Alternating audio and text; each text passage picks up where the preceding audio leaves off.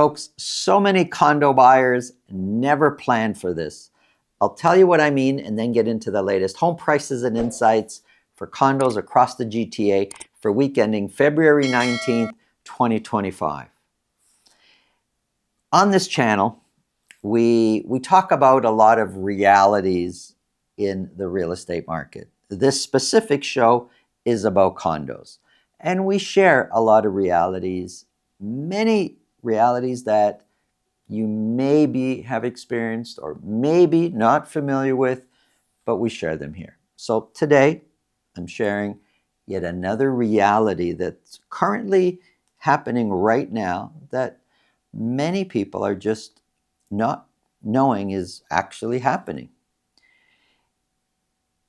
If you bought resale, if you bought a condo in 2025, many condo buyers, generally many buyers in general, have a 5-year plan. 5-year could be related to a personal life event, like they're going to be getting married or they're going to have a child, but it's often around the mortgage renewal. You buy today, you're locked in, your mortgage renews in 5 years.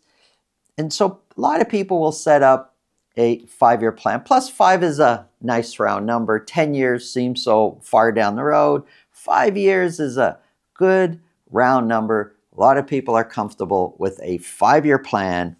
And so you bought in 2020 and you had this 5-year plan. It's now 2025.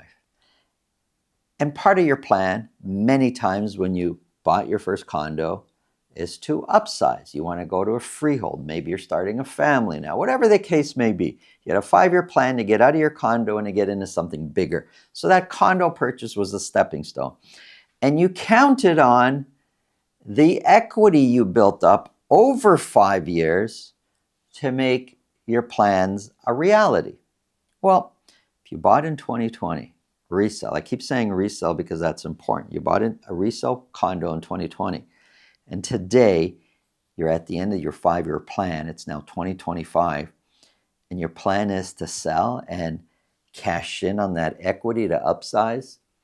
You're in for a bit of a surprise because you're going to most likely be selling at what you paid for it.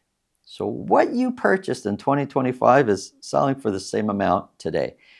Sure, there were years in the middle there where prices actually went much higher than what you bought it at, but then they turned around. And today, 2025, 5 years later, you are selling for the same price.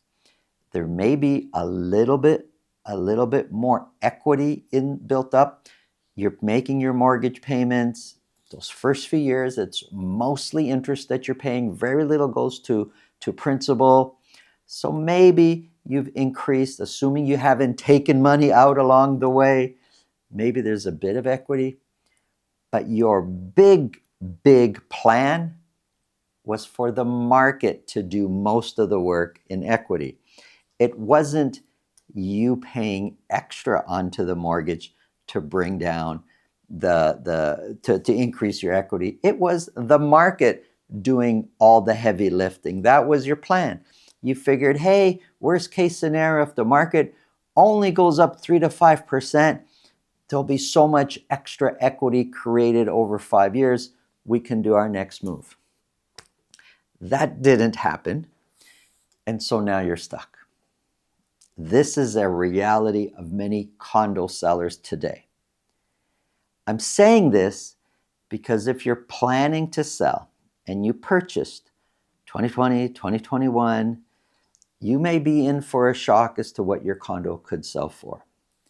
I would suggest you speak with somebody that can give you the real numbers, the true numbers, and someone who will have those hard to hear conversations with you and tell you the truth.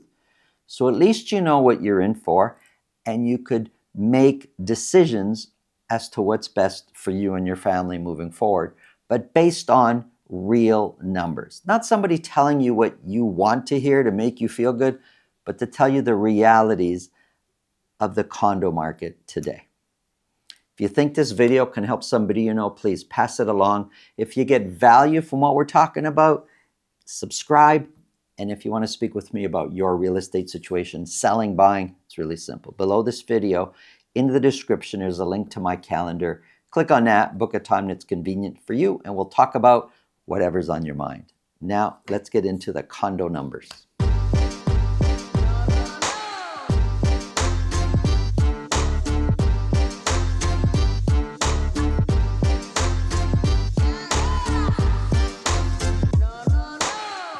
Folks, we're here to talk about condos. At the end of this show, on the screen, check out 2 spacious 1-bedroom plus den condos.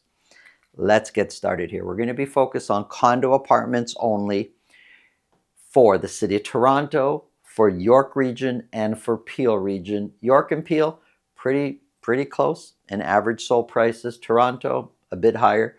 It's usually the case that way. We're going to start off with the city of Toronto. For week ending February 19th, 133 condos were sold. 14 of those were at $1 million or more.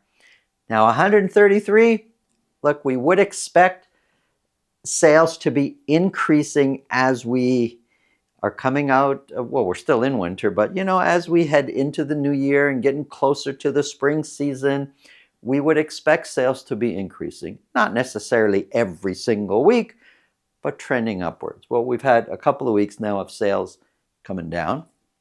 Last year, sales were trending up. That's what we would expect. Not really seeing it right now. All that could change, but right now, this is where we're at. Average sold price, $689,000. Now, $689 in relation to the same week a year ago is 5% lower. I just noticed as I looked here, a typo. The amount of properties selling at $2 million or more, these should be reversed. Last year, for that week, 24 properties were sold at $1 million or more. This year, this number should be 14. Median price of $605,000 is 10% lower year over year. Now, sales. We are selling fewer condos this year versus last year.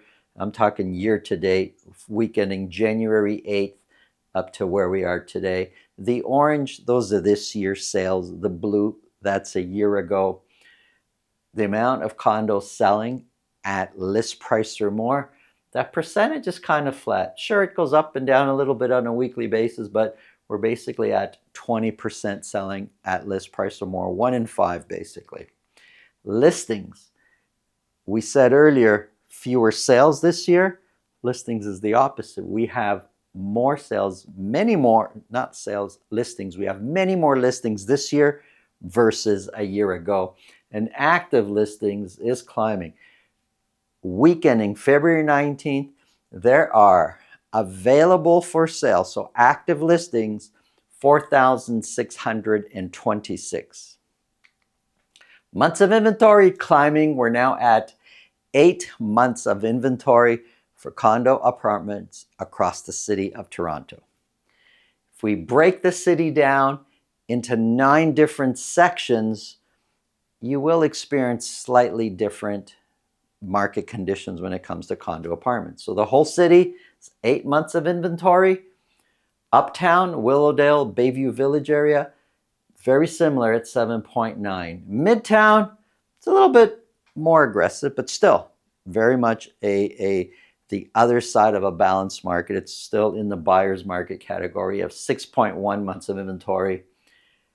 When you come right downtown, south of Bloor, you're looking at 13.8 months of inventory.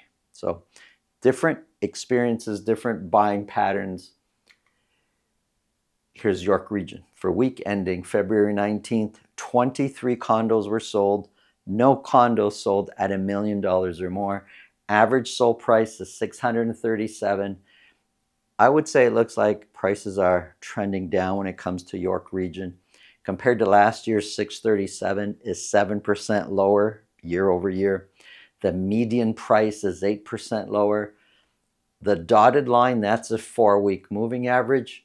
Both average and median price look like, even when you look at the 4-week moving average, Looks like prices are trending down.